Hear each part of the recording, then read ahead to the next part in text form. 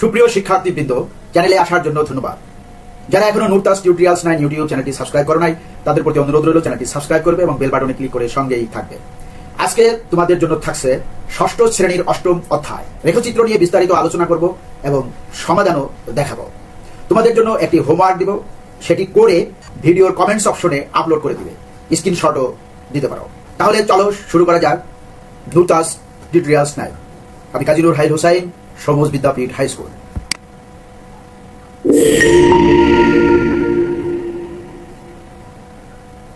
Welcome to my channel, please subscribe Nurtas tutorials 9।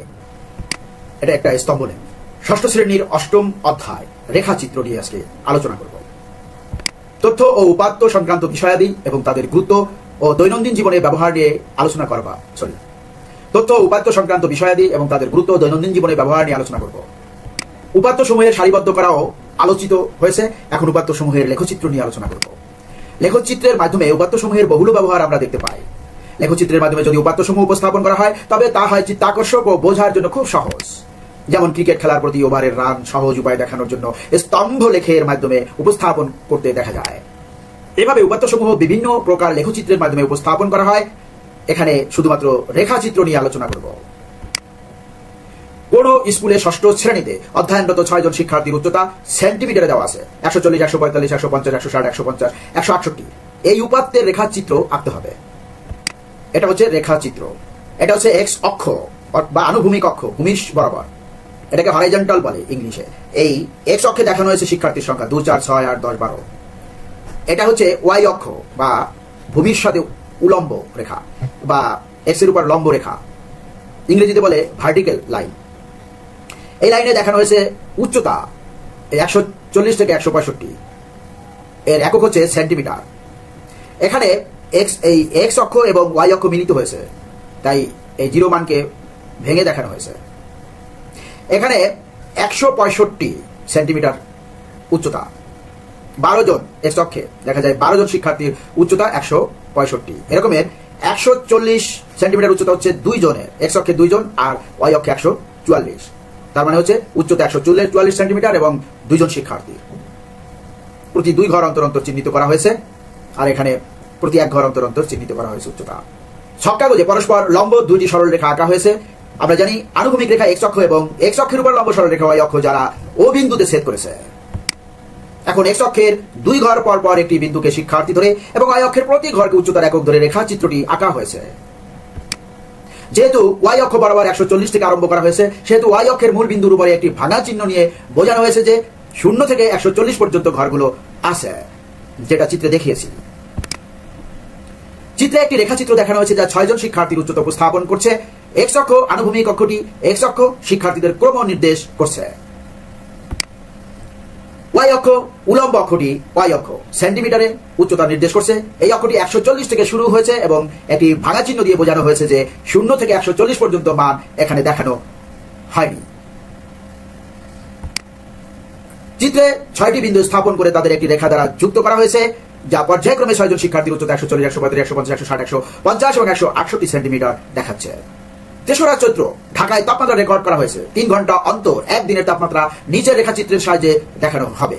এই রেখাচিত্র থেকে আমরা কি বুঝবো সে বিষয়ে আলোচনা করব। এই রেখাচিত্রটি এটা আগের মতো, এটা এক্স অক্ষ আর এটা হচ্ছে ওয়াই অক্ষ। এক্স অক্ষে দেখানো হয়েছে সময়, অর্থাৎ এই যে 12টা, 3টা, 6টা, 9টা, 12টা। আর ওয়াই অক্ষে দেখানো হয়েছে তাপমাত্রা 98 ডিগ্রি ফারেনহাইট থেকে 104 ডিগ্রি ফারেনহাইট।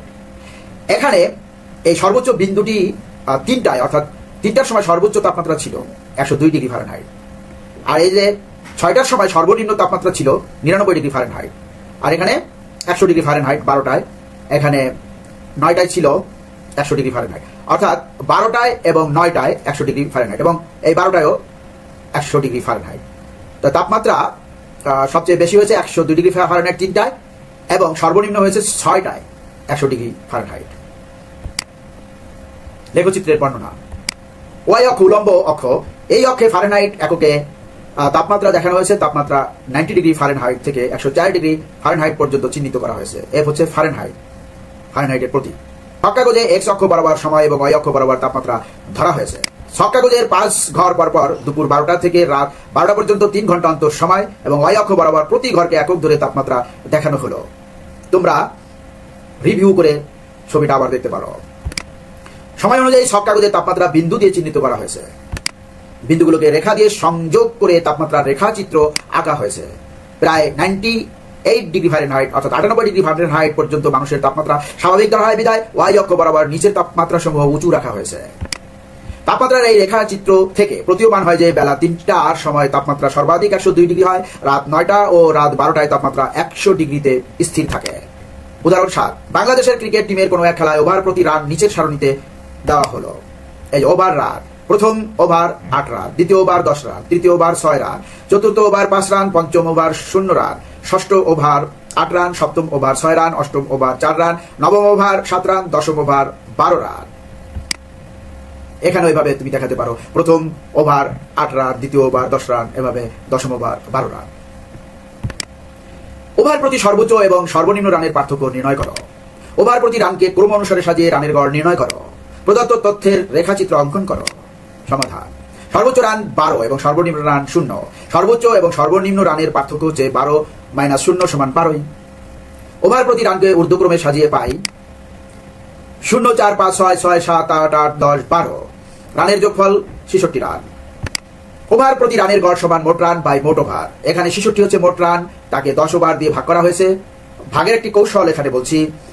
66 লব এবং 10 হচ্ছে হর, অর্থাৎ 66 এখানে ভাজ্য যাকে ভাগ করা হবে, আর 10 হচ্ছে ভাজক যা দিয়ে ভাগ করা হবে। ভাজকের ডানে একটি শূন্য থাকলে ভাজ্যের 1 ঘর বাবে দশমিক বসালেই ভাগফলটি হয়ে যায়। এই যে 6 এর 1 ঘর বাবে দশমিক বসানো হয়েছে। এটাকে আবার রেখাচিত্রের সাহায্যে দেখাই। এই যে রেখাচিত্র, এটা রেখাচিত্রের সাহায্যে দেখাচ্ছি। যেমন এই যে ওভার, প্রথম ওভার, দ্বিতীয় ওভার, এরকমের দশম ওভার, আর এটা হচ্ছে রান। এখানে এই বিন্দুটি দ্বারা বোঝায় 8 রান এবং এই প্রথম ওভারে, এই বিন্দুটি দ্বারা বোঝায় 10 রান এবং দ্বিতীয় ওভার। আর এই যারা এক্স অক্ষ ওয়াই অক্ষ, এটা আগের চিত্র বুঝিয়েছি আর বুঝালাম না। এখানে দেখা যায় যে এই দশম ওভারে সর্বোচ্চ রান করেছে 12 রান এবং পঞ্চম ওভারে সর্বনিম্ন রান করেছে যে 0 রান। অর্থাৎ ওয়াই অক্ষে তুমি দেখবে রান আর এক্স অক্ষে দেখবে ওভার। প্রদত্ত রেখাচিত্রের আলোকে একটি সমস্যা তৈরি করে তার সমাধান আবার নিচে দেওয়া হলো।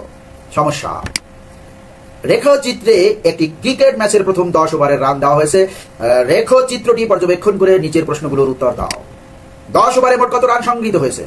কোন ওভারে সর্বোচ্চ এবং কোন ওভারে সর্বনিম্ন রান হয়েছে? চতুর্থ দশম ওভারের রানের পার্থক্য কত? প্রথম 5 ওভার শেষে রানের গড় কত ছিল? সমাধান: রেখাচিত্র থেকে প্রতিটি ওভারের রানগুলো হলো প্রথম ওভার 8 রান, দ্বিতীয় ওভার 10 রান, তৃতীয় ওভার 6 রান, চতুর্থ ওভার 5 রান, পঞ্চম ওভার 0 রান, ষষ্ঠ ওভার 8 রান, সপ্তম ওভার 6 রান, অষ্টম ওভার 4 রান, নবম ওভার 7 রান, দশম ওভার 12 রান। এখন উপরের তথ্য ব্যবহার করে প্রশ্নগুলো সমাধান করা হলো। ক এর সমাধান: 10 ওভারে সংগৃহীত মোট রান যোগ করে পেলাম 66 রান। খ এর সমাধান: রেখাচিত্র থেকে দেখা যায় সর্বোচ্চ রান হয়েছে দশম ওভারে, রানের পরিমাণ 12, সর্বনিম্ন রান হয়েছে পঞ্চম ওভারে, রানের পরিমাণ 0। তোমরা রিভিউ করে আবার রেখাচিত্রটি দেখে নিতে পারো। গ এর সমাধান: চতুর্থ ওভারের রান 5, দশম ওভারের রান 12, সুতরাং চতুর্থ দশম ওভারের রানের পার্থক্য 12 বিয়োগ 5 রান সমান 7 রান। ঘ এর সমাধান: প্রথম 5 ওভারে সংগৃহীত মোট রান 8, 10, 6 যোগ 5 যোগ 0 রান সমান 29 রান। ওভার সংখ্যা 5, সুতরাং প্রথম 5 ওভার শেষে রানের গড় 29 ভাগ 5 রান সমান 5.8 রান। আমি মুখে মুখেও ভাগ করতে পারি, তোমরা রাবে করে নিও। দেখো এই যে 5 5 25, এটা হচ্ছে ভাজক আর এটা হচ্ছে ভাগফল। ভাজক গুণ ভাগফল সমান ভাজ্য। 5 5 25, তাহলে 29 এ 25 আর ভাগশেষ থেকে 4, 4 এর সাথে আনলাম এখানে দশমিক নিলাম, 4 এর সাথে আনলাম 0, 40, 5 এটা 40, 5.8 রান গড় রান। নিজে করে কমেন্ট অপশনে দিয়ে দাও। এটা আমি একটু পড়ে দিই। তোমাদের শ্রেণীর 20 জন ছাত্রছাত্রীর গণিতে প্রাপ্ত নম্বর 30, 40, 35, 50, 60, 70, 65, ... 85। এই উপাত্তগুলো কি বিন্যস্ত উপাত্ত? উত্তর করবে তুমি কমেন্টস অপশনে। উপাত্তগুলো অবিন্যস্ত হলে বিন্যস্ত করো, বিন্যস্ত করে কমেন্টসে দেখাবে। উপাত্তগুলোকে মানের ঊর্ধ্বক্রম ও অধক্রম অনুসারে সাজাও, কমেন্টস অপশনে করবে। তাহলে আজকে এ পর্যন্তই। ধন্যবাদ যারা ভিডিওটি সম্পূর্ণ দেখলে। ভিডিওটি কেমন লাগলো, আলোচনা কোথাও কঠিন হয়েছে কিনা, বুঝতে সমস্যা হয়েছে কিনা কমেন্টস করে কিন্তু অবশ্যই জানাবে। কি বিষয়ে ভিডিও পেতে চাও সেটাও কমেন্টস করে জানাতে পারো। কোনো সংশয় বা টেনশন করবে না। গণিত একটি সহজবোধ্য বিষয়, আমরা অযথাই এটাকে ভয় পাই।